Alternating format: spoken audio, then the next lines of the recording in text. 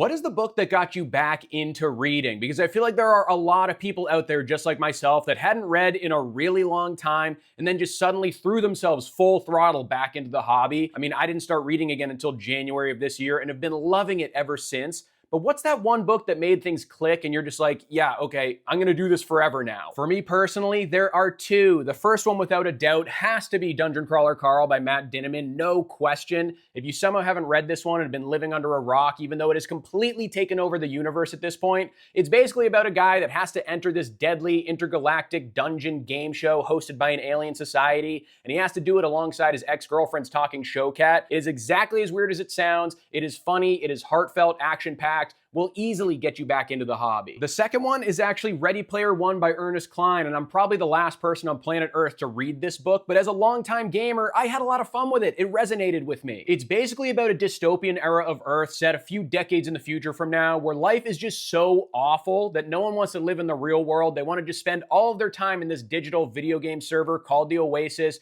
You can be whatever you want, you can do whatever you want, and you don't have to think about how awful the mundane day-to-day tasks of your real life are. The guy that created this server dies and leaves behind one last quest that whoever finishes it first gets his entire fortune. Now, is this crazy sophisticated and make me think about my life any differently? Not at all, but sometimes you just want to watch a kid try to use his nerdy video game knowledge to get a piece of a gazillion dollars. That is an easy quest to get behind. These bad Larrys right here will always have a special place in my heart now. But I want to know, what book did you just rip through, you couldn't put down, you had to finish it as fast as you possibly could, and made you a reader again?